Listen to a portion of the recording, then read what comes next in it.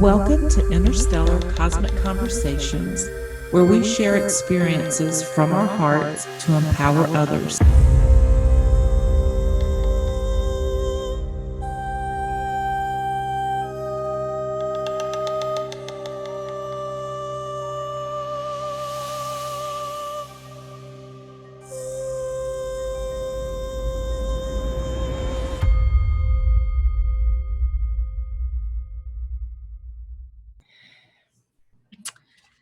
Okay, tonight's guest on Interstellar Cosmic Conversations is Major Edward Dames, and I would just like to thank you so much for being here, Mr. Dames. Mr. Dames was in the United States Army as a 3 times decorated military intelligence officer and an original member of the U.S. Army Remote Viewing Training Program. He served as both training and operations officer for the U.S. government's top secret psychic espionage unit. So that makes you a very powerful, knowing being, doesn't it? Well, it makes me interesting. Yeah. Well, a lot of people are very familiar with your work, but for those that this will be brand new to, I just want to cover a couple of things that you've probably shared 1,000 times, but we're just going to do this so that the information flows well. What is remote viewing?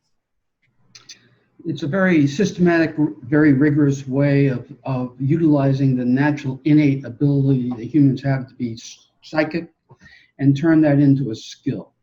And in the military, we use that skill, that trained skill, to gather information that we turn into intelligence, an intelligence product. Okay. And one of the questions that someone asked me about this, and I know that you have a particular method in which you follow for remote viewing. Very strict method. Very strict method. And I know you probably can't go into that and share that because that would be lengthy. No, this is what I teach. So okay. I can, any aspect you want, but it is technically very different than anything you're used to. But I can cover that, outline for you. Okay. I'll let you. There's 3 parts of remote viewing. The first part is setting up the problem. What do you want to know, or what do you want to describe? A person, place, thing, or an event. The second part of the process is actually conducting the remote viewing session itself. And that's a difficult part because there's no thinking allowed. Very similar to playing the piano. You're not allowed you can't think about the note you just played. You've got very strict protocols to follow, and there's no deviance from these protocols. And then the third part of the process is the data analysis. After remote viewing sessions are over, you analyze the data. So it's a 3-part process. Okay. Well, and thank you. And someone had a really interesting question, and I don't know how this would tie into remote viewing, but one person was asking me to ask you, does your diet, is there anything that you need to do health-wise that would allow you to actually be more receptive and open to remote viewing? Absolutely not. There's only a couple of things that can get in the way of remote viewing that I teach in class, in my workshops. But essentially, the protocols themselves, what you're instructed to do, they take you into the proper state, a high theta state in terms of electrical EEG state in your brain, and they keep you there. They absolutely keep you there. Meditation is in an alpha state. We've looked very seriously at Tibetan yogis. They're solid alpha. So it's different. Meditation is great for your body, for health. But remote viewing is a very, very high theta state, focused theta state. For instance, theta. If you're a recreational runner and you're running along and you're enjoying yourself, you get into a groove where your brain is in an electrical theta state. If you've driven down the freeway in the last 10 minutes, you don't remember anything about it, you were in a theta state. Attentive, but also in a zone that's very creative. You can do this in the shower or whatever. Our protocols keep us in that zone. So unlike psychics who lose a target and don't know if they're on or off target, our work is different, very, very different from that. Okay. All right. Thank you. Okay. And the main reason that I wanted to talk with you and at this particular time is because we know that you have been sharing information about the Killshot for many years. You predicted what was going to happen with the quake in Japan and some other things. And so you've got people's attention. And people want to know exactly what is the kill shot. Oh, that's very easy. Today is, I believe, the 24th of July, 2017. Sometimes I lose track of the time. Yesterday, the 23rd. If you look at what happened on the backside of the sun, if that would have been facing us, this is yesterday, if that would have been facing us, that particular coronal mass ejection, we would not be talking right now. Most of the satellites would be gone. Electrical grids would be down. People would be scavenging for food and water. That's what the kill shot is all about, the beginning, a sequence of these kinds of things. So we dodged the bullet, just like we did, ironically, in July 23rd of 2012. 2 weeks prior to that, I said, the sun's about to go on a rampage.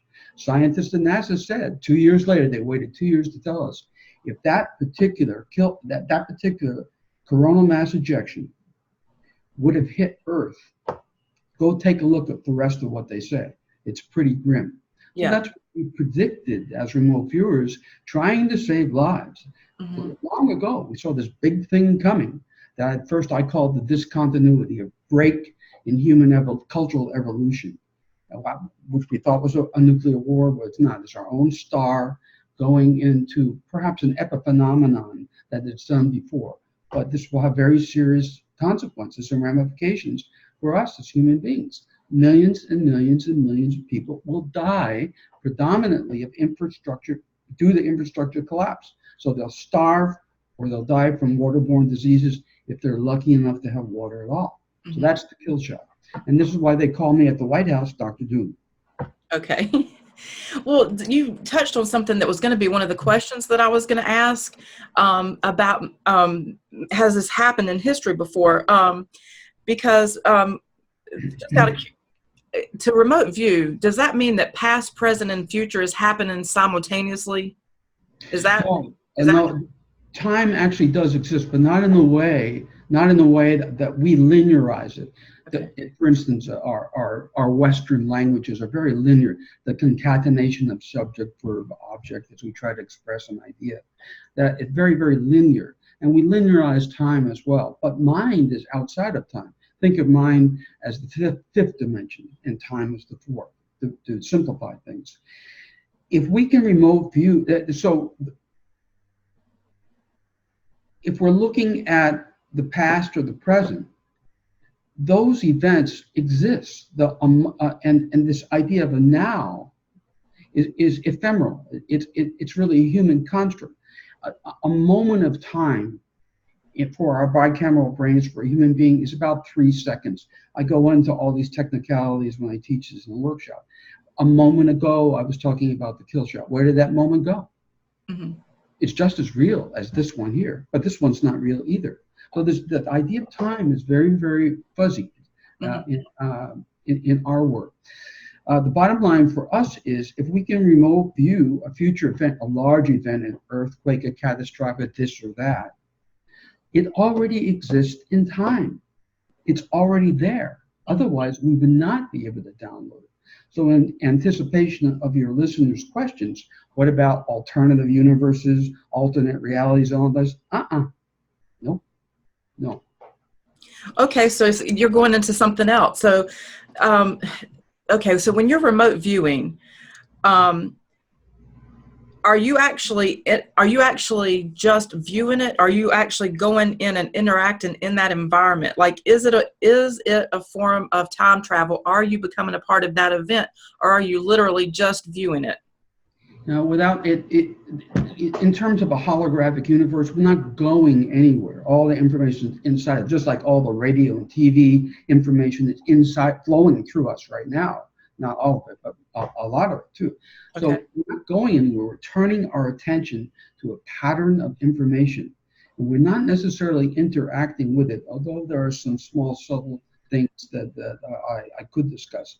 But it's a passive act, as opposed to telepathy, or as opposed to an out-of-body experience or an altered state. No, we're simply turning our attention to a pattern of information. You could not stop me, nor could I stop you, if you were a trained remote viewer, from remote viewing me.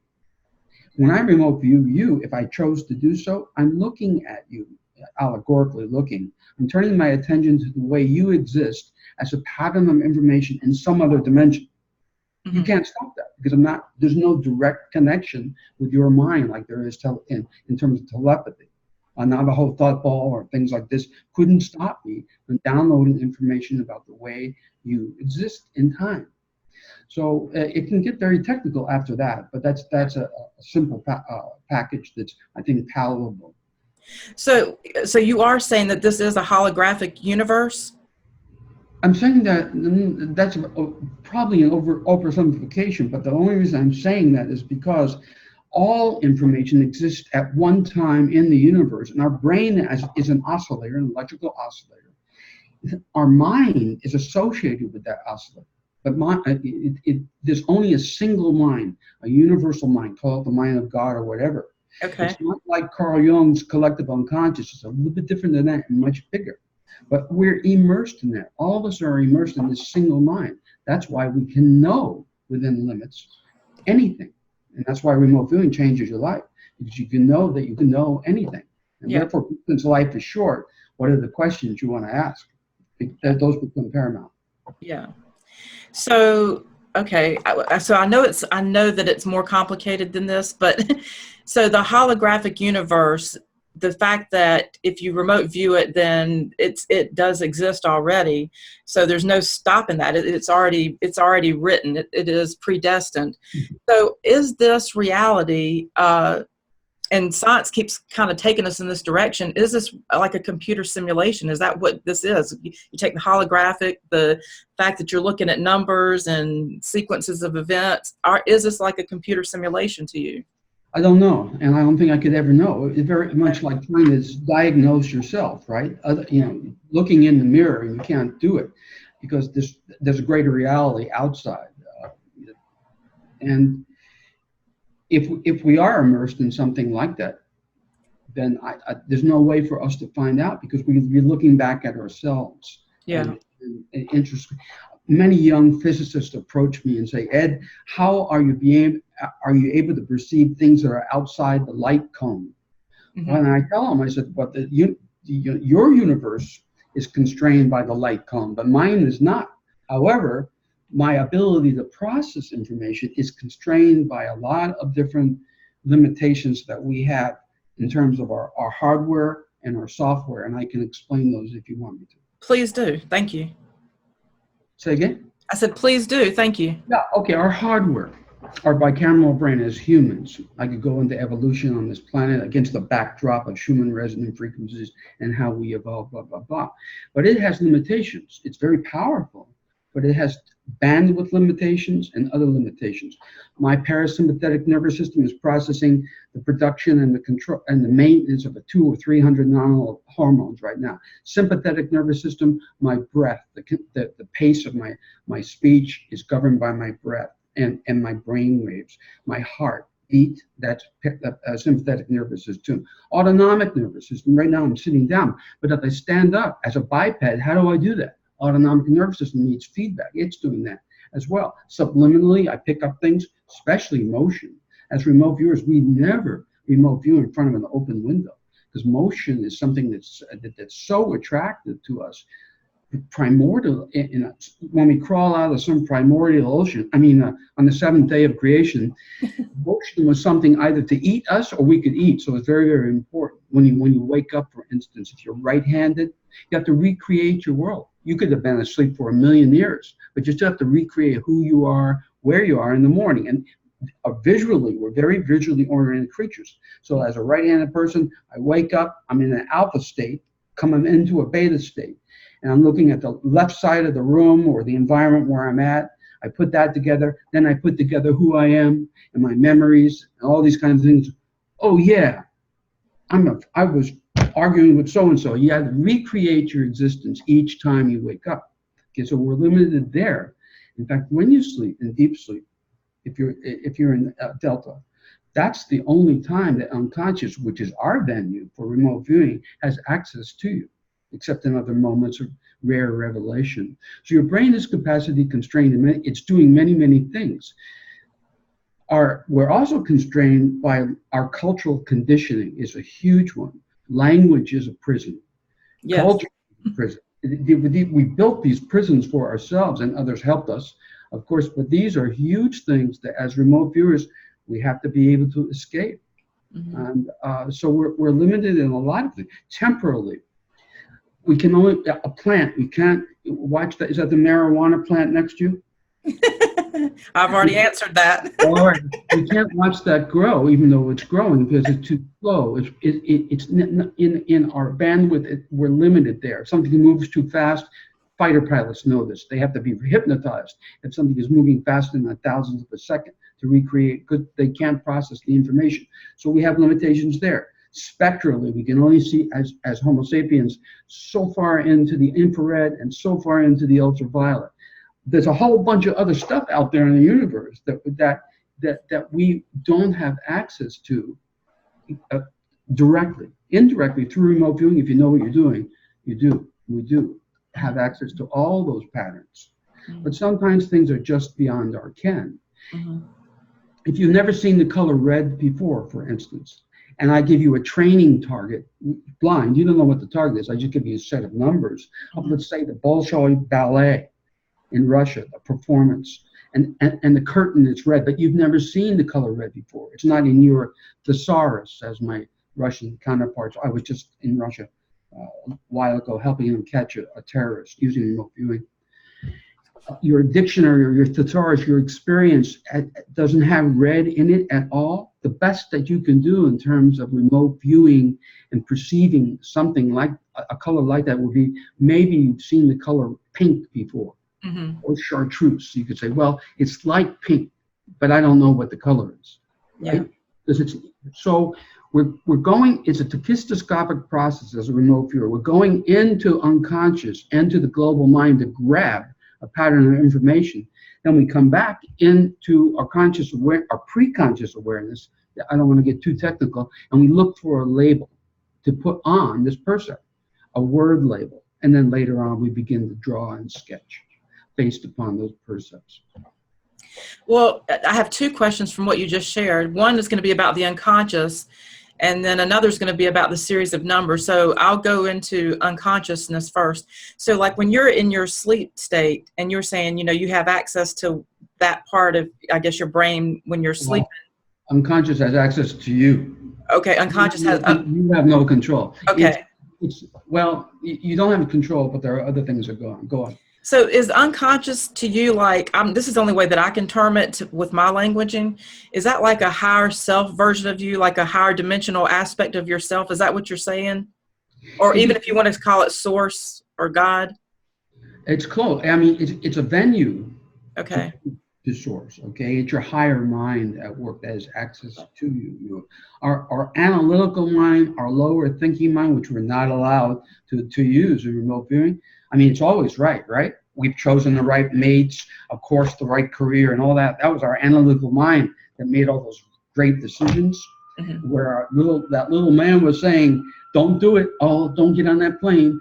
Or the phone's going to ring, and that's your unconscious trying to get access to your egoic lower mind. Okay. When you sleep, unconscious has access to you. So let's say you have a dream, and we can remote view the seed of a recurring dream quite easily if it's a recurring dream. I keep dreaming about this battle or something like that every night. It could be your unconscious trying to tell you have pancreatic cancer and you don't know that.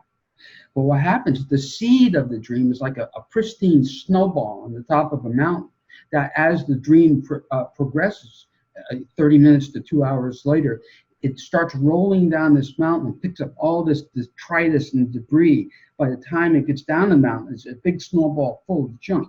The junk is all the stuff we have to process and haven't processed or still processing too. But that unconscious tried to tell you about that cancer.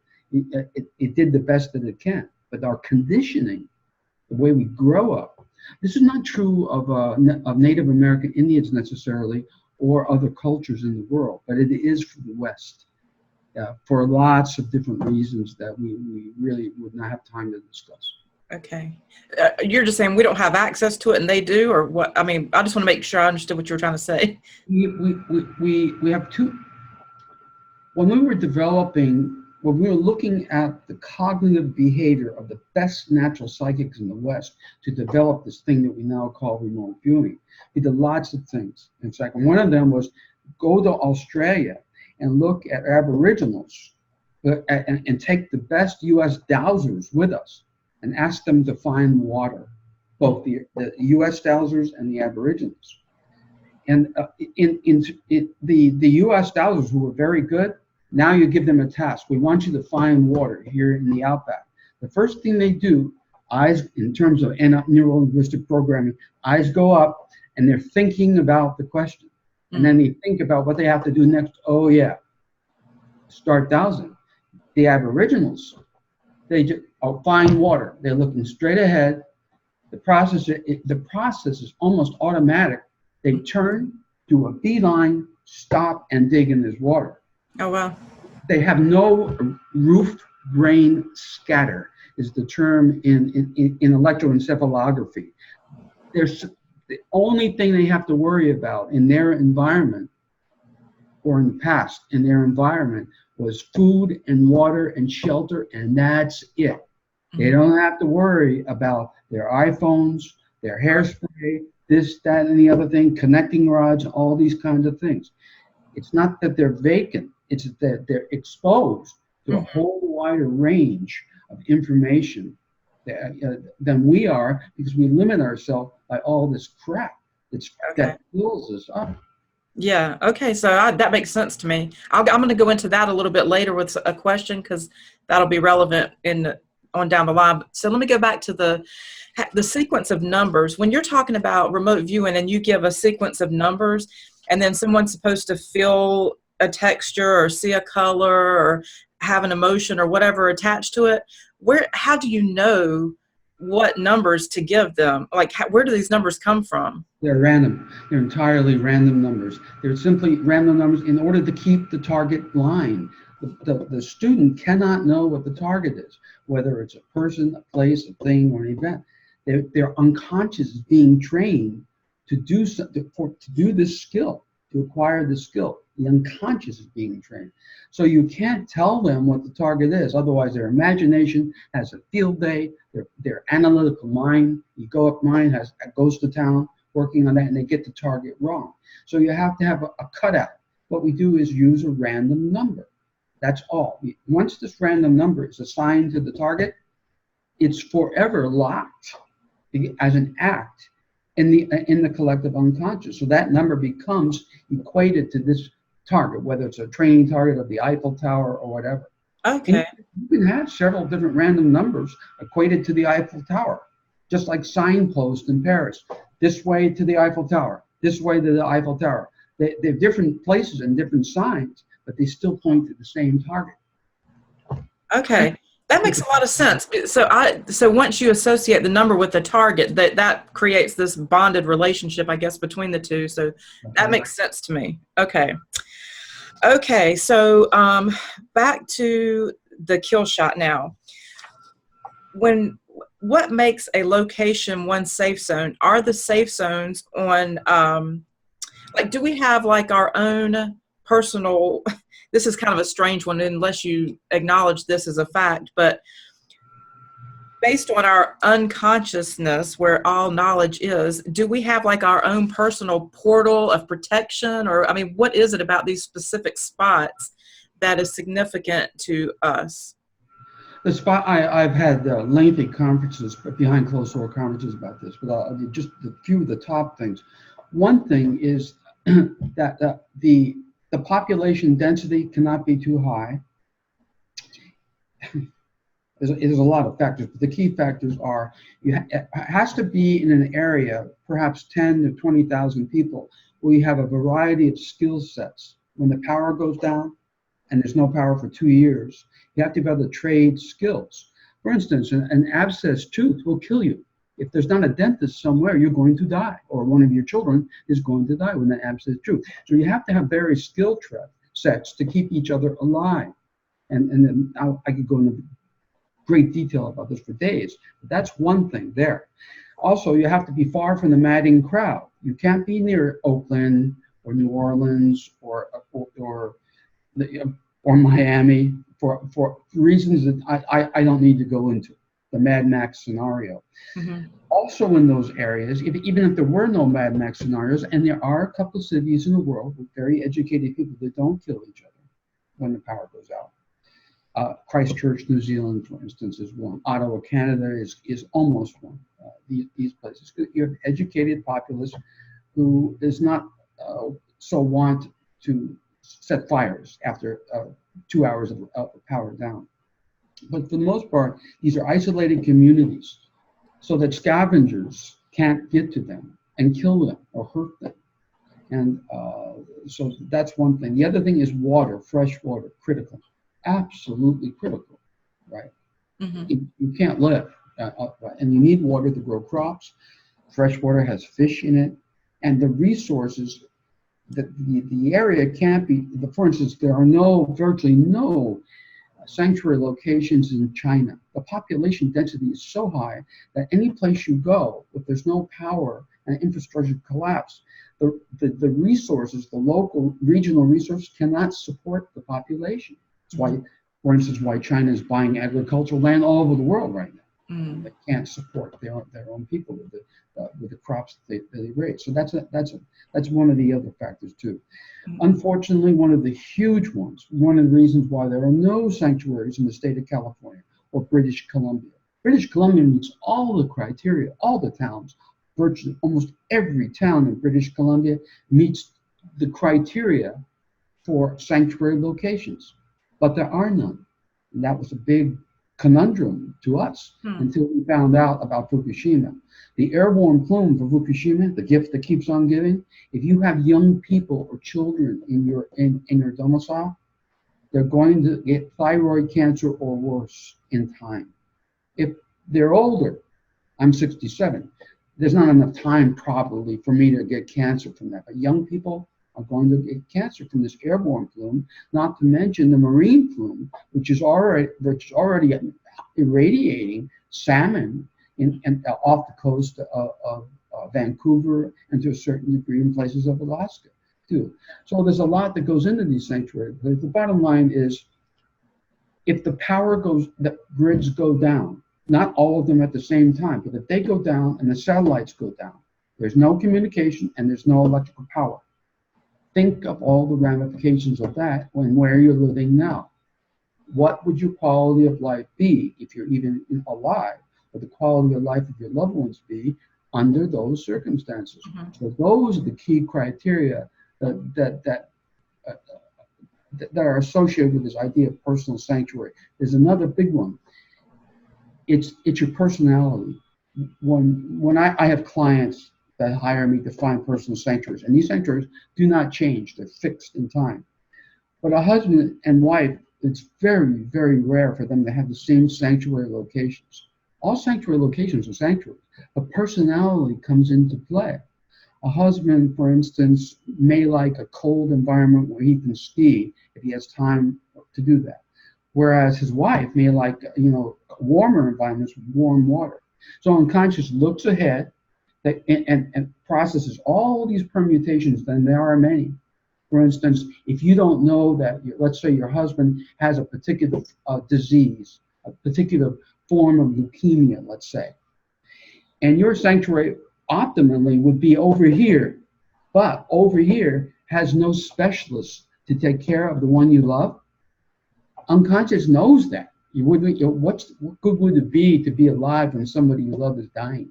Mm-hmm. Here, so unconscious will put you over here in anticipation of the diagnosis of that particular leukemia, and knowing that a specialist is nearby. All of this stuff. It's the master problem solver. I am not easily entertained, and that's why I've stuck with this for 35 years. I'm still in awe. Yeah. Okay, so the sanctuary locations really are, it's not something that necessarily so personal that it's specific to you. It can be for multiples based on the location that you're currently at and your health and personality. Correct. Logistics, money, all of unconscious takes all these things into consideration and crunches them. Again, it is the master problem solver. That's why we used it in the military, because it gives us information, answers to questions that I couldn't get. I was up at celestial levels of government, officer, secretary of defense, all of these assets I had at my disposal, couldn't answer the mail. What's inside of this Russian, this erstwhile Soviet biological warfare facility? What's over here in this top secret place? But in terms of remote viewing, yep, there are no secrets. It's a war without secrets. Okay. Okay, thank you. Okay, so now I don't know if you can answer this question, but this was something that was asked of me, but I kind of worded it a little bit more in depth because I have kind of a question about it myself. So could the solar flare EMP style kill shot take out AI? And then I'm going to give you an example.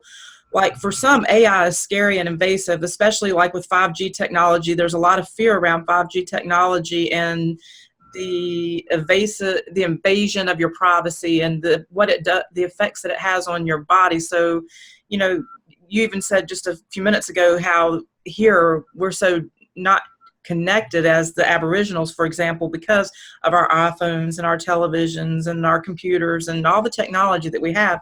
So for some people, the idea of a grid going down is like, okay, bring it down. Let me go back to living by the basics. There are people that want to live off the land. That's what they live for. That's a thrill to them. There's others, however, that the virtual reality is like a dream world to them, and they love it. And what's happening now is that we're seeing that there's all these cryptocurrencies that are coming out. And we're really talking about a lot of them lately in the media. So you've got like your Ethereum, your Bitcoin, you've got the Ripple that's coming out of Asia. And so if the grids go down, even though it won't necessarily go down everywhere, will this take out artificial intelligence on any level? And what happens to those that feel like they're moving forward in this new currency, this new digital cryptocurrency world when the grid goes down? If they're sitting here now taking the money that they had maybe invested in gold or had in their bank account, their 401ks, and they're putting it all in this currency, when the grids go down, is that now something that's kind of like a redistribution of wealth where it's all lost? Well, that's a non sequitur, that last clause. It's not a redistribution of wealth, but it's certainly the connection that you have to your money is gone. So wherever you have your money invested, it doesn't matter if it's in, well, I mean, gold will be irrelevant because even if you have it, somebody will probably kill you for it. But when it comes to like your digital currency or bank account, those will cease to exist. No, because the banks have redundant storage sites. In fact, in Appalachia, many banks and many other institutions have physical documents stored in that granite rock. So the information will not be lost, but your access to your account may take a while to come back up, or you'll have to move somewhere, drive somewhere to have access to it because your local power grid is down. The key thing here is satellites. Satellites, we're not just talking about single event latch-ups. We're talking about these things burning out at X-rays that being highly charged, and a lot of satellites going down. Those are not that, so communications is not going to come back up, very, very soon. It will, but not soon enough for you to fill up your gas tank or go out and get a portable toilet because yours doesn't flush anymore. Those kinds of things. You'll have to wait. Okay, so let me try to reword it a little bit differently.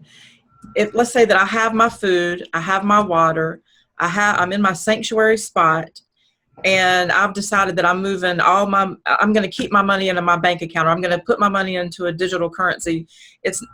There is somewhere that AI won't go down on that to that level. I guess that it's protected to where when it does come back up, that anyone that did make that preparation has access to it, or is that what I'm understanding? Yes, it's not going to go away. You won't have access to it until you have access to it, but it's going to be stored. Okay, that was a big question for people because some are really curious because with the transition, nobody wants to be that has the financial assets to invest in the new currencies, wants to get left behind on that. But then, Well, actually, I don't know that much about Ethereum and the new currencies too. yeah, So I don't know if there's redundant backups there. I don't know enough about that IT arena at all. I'm okay, speaking generally of regular bank accounts and okay, brokerage accounts. Those are backed up. I okay. just can't answer the question about the digital currencies. Yeah, that's fair. I mean, banks are in the process of going there, but if the kill shot were to happen tomorrow, they wouldn't be ready.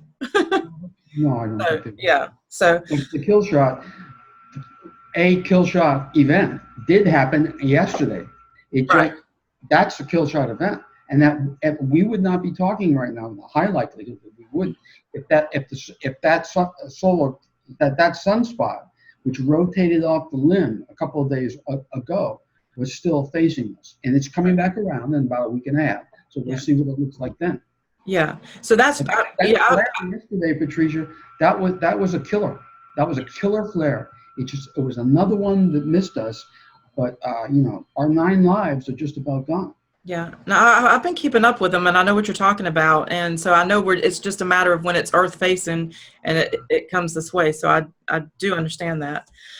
Okay, thank you. So now I want to ask you a little bit about this. You had shared an article that I saw on Facebook about Trump and his 2018 budget request, that he proposed a cut that would eliminate the program that detects these storms.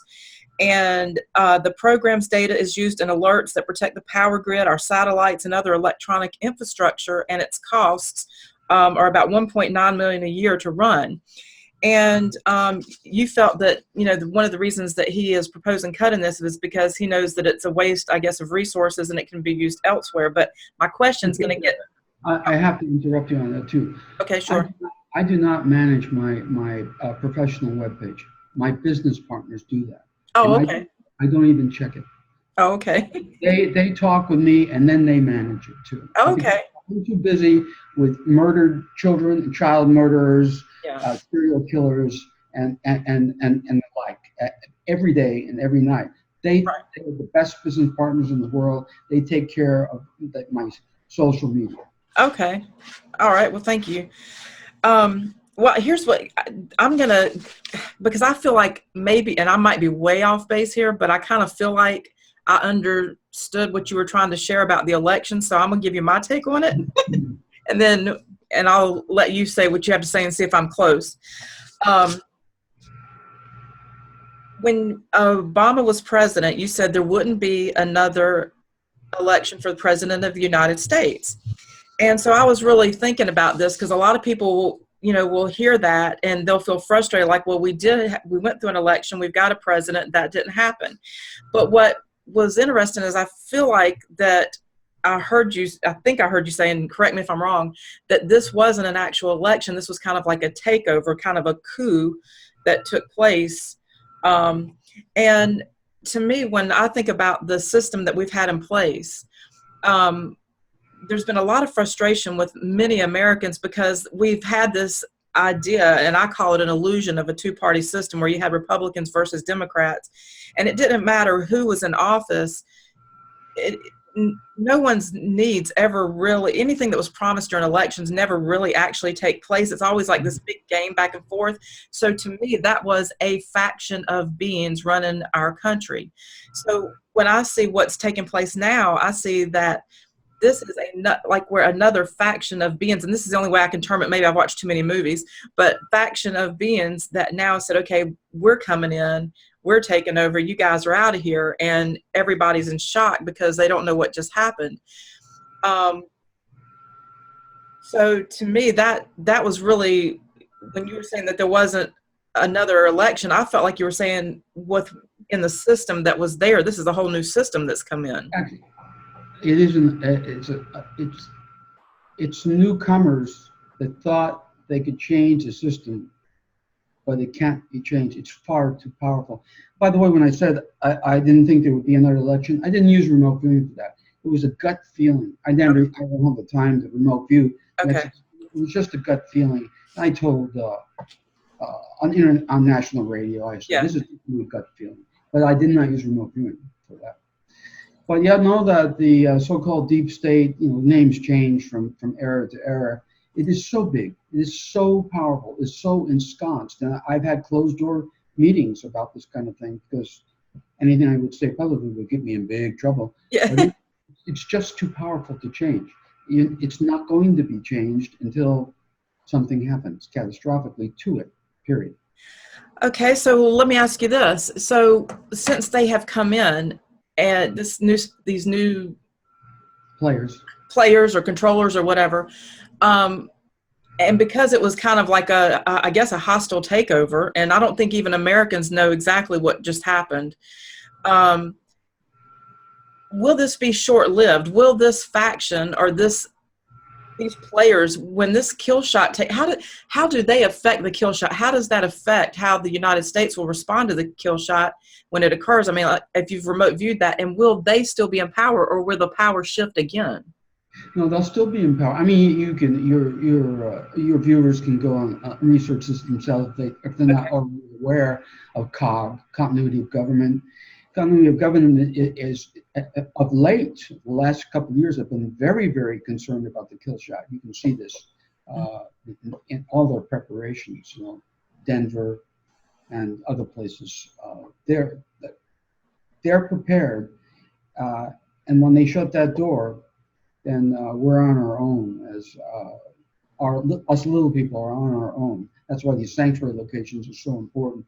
The government's not going to, when seconds count, the police will be there in minutes. When minutes count, that idea, they're not going to be there. Look at Katrina. Mm-hmm. Katrina became a prison camp rather than the government helping you, rather than FEMA helping out. So that's just a taste of what's going to happen in very large regions of the country. No, they're protected. That's what continuity of government is all about.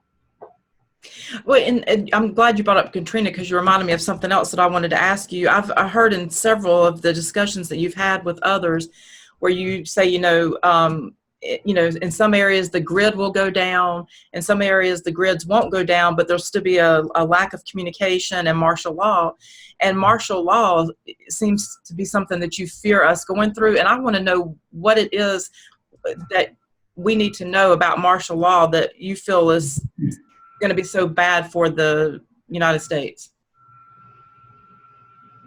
What little freedom we have left will be gone, period. You won't have any freedoms at all. Will it be indefinite? No. Everything changes. I mean, everything has a beginning and an end. Relationships, nations, fiat currencies, and all that. Empires. Mm-hmm. It won't be infinite. And also, that because of the Killshot scenario, even the folks with guns, who are the armies and the police forces, will look up and see things that are unprecedented in the sky and realize that their priorities now are the things that are eternal values. Whether you're in 2000 BC or 2000 AD, your family and your loved ones and your own survival is more important than controlling this group of people. They're going to go home. Yeah. They're going to leave. And that means you're on your own. Yeah. And nobody's in control. So that's a Mad Max scenario in most places, not all. Yeah. Education is key. It's key. Two things. That without two things, we are lost in terms of our future culture. One, a loving family. If you don't come, it doesn't matter whether you're adopted or not. If you have loving parents around you, you grow up with a feeling of confidence and security. And education. If there's no education system, you have no future as a country, or even as a culture in some cases too. Education is critical. And both those things are failing our nation right now in no uncertain terms. I mean, for God's sake, today, last night, some girl just used, I don't have a smartphone, she just used her smartphone to photograph her dying sister that she just killed in an automobile accident. How bad? I mean, how far have we slipped in terms of morality and ethics for somebody to do that? Oh, I just killed my sister. Oh, here, she's dying right here, and she puts it on YouTube. What morality? Yeah. What ethics? Now we're in trouble as a culture. Well, I feel like that's, in a way, that's kind of what technology has done. I mean, that's kind of interesting, because when you get to education, and then you see where we're going technologically, but all this technology is part of what's creating what you just shared. So it's kind of a double-edged sword. In a way. Yeah. Okay. It, So it, it's dehumanizing as far as I'm concerned, but that's just one man's opinion. yeah. Well, no, I mean, I feel like that's what people are afraid of when it comes to technology and artificial intelligence in general, is that it's kind of replacing humanity, and people are losing like their ability to be empathetic and sympathetic and compassionate, and Yeah, just becoming yeah, kind of robotic, I agree. I agree. Yeah. Okay, so I have two more questions for you. And this question is for me, because this has stuck out in my mind ever since I heard you share this information. Um, you talked about at one point that there was life on Mars. Some people feel like there's life on Mars now. I don't know if that's true or not, Yes, but but there are microbes that are living on Mars. Yes. okay, okay.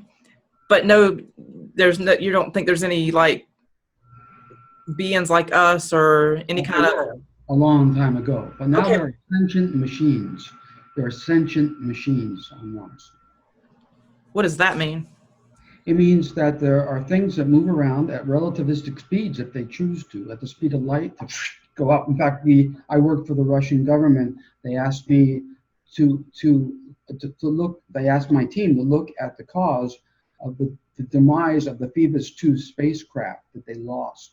There was a big flash that was recorded. You know what happened to our spacecraft.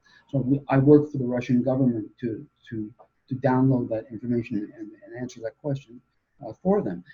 And one of the things that rose up to meet their spacecraft was a big sand dollar, probably, I'd say 15 meters large, that was nestled in the sand, a big sand dollar type of machine.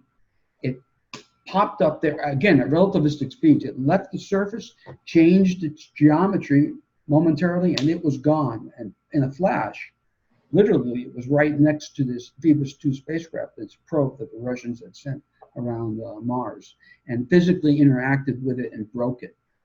It was there because it was expecting something else, and Oh, wow. something else was that. That's a long story, but a long time ago, yes, there were civilizations on Mars. Ingo Swann and I and others, got together and viewed this, and you can find those reports about those people, those humanoids, on the web. So do the machines have a consciousness? It's a very, very good question. I used to say robots will stand in awe because they won't be able to do what I can do. But that's only half true, because robots watch me train people. Uh, on Saturday, I'll be in Philadelphia conducting a workshop, about 100 people. Mhm. If robots watch me train other people, personally and in group, they can teach as well or better than I, remote viewing. Even though the people they're teaching who have a mind, robots don't have a mind. They have a processor that's very fast and powerful, but they don't have a mind, nor do they have a soul. I'm not sure a soul is necessary for remote viewing, but robots don't have one. Mhm. And they're not going to. So we'll be forever different. That's like I say, Lex Luthor ain't got nothing on me. Okay. Kids are Chinese. I speak Russian and live in Russian and there, and whoever wins, I'm on their side.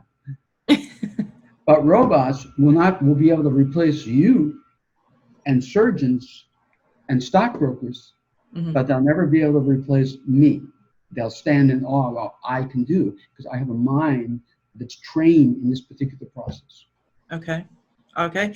So my question is, I remember you saying that there was life on Mars and that something terrible had happened. And the best way that you could describe what happened to the beings that were there was basically, you said their essences were put into jars and they were taken off planet. So there was Mars lost its atmosphere due to a catastrophe, a very large thing, possibly a large comet, swept very close to the planet. The atmosphere went into the perturbations that lasted for about a decade, and every time, I won't go into the physics, but the atmosphere was lost over time to the point where it went below the ability it went below equilibrium. It could no longer achieve homeostasis in support of the indigenes, the Martian people that were there. The Martians were dying. There were about 2 or 3 races. They were dying, and when only a few were left, they migrated into 3-sided pyramids, which are still present on Mars, which became sarcophagi, because they just died there. But a strange thing happened. Some I don't know if they were autonomous vehicles, but I think they were. We don't use the term vehicle in remote viewing. Objects came in, and somehow, with a percentage of the dying people, there again our limitations in terms of conditioning and knowledge base. This is beyond my ken. I can't understand it. Their vital essences, their ka, their ba, their soul, whatever you want to call it, were actually vacuumed up and taken away. Okay. And if you look at the Mayan people, their blood is different, has very, very different distinguishing features than other people. And there was an attempt, we think, to reinstall some of the genetic material of the Martians into some of the early Mayan people. But it gets very fuzzy after that. And I have no time to investigate it. Okay. You learn remote viewing, you do it. Okay. Well, okay. So, and is that what you saw on Mars, what you remote viewed on Mars? I think we've seen some movies that have kind of given a hint to that in a different way. They don't actually go with your essence. They just suck you up, suck your whole being up. But is that a potential for on Earth in a Killshot scenario? Could we see something like that take place? We know, I did a contract for the late Lawrence Rockefeller. Atmospheric ozone depletion, projected consequences, and remedial technologies. This was what he hired us to do, to look at the ozone layer. Bottom line was the ozone layer. The problems are not just the holes, the periodic holes over the poles, but we determined that the entire ozone layer was metastasizing. It looked like Swiss cheese, which is a very bad thing, because there was no life on Earth until the ozone layer formed 2.5 billion years ago. Life as we know it. So that's a very bad thing. We look at the Earth in the future, very much of it extremely barren. And then we had an addendum that we passed to him personally, to the report that he saw. And this was that a point is reached where things that are similar to what came into Mars that I had described, objects came in, and this time humans got out of those objects. I'm not talking humanoids, I'm talking about people who were raised somewhere else for this job. They look a little bit different than us. Viewers have described them as hardier in some regards. They helped us rebuild generators that reestablish the ozone layer on Earth, so that life so that this garden, this gem of a world that we live on now, can be reestablished. Okay. For what it's worth. Okay. No, thank you. I appreciate that. Thank you very much.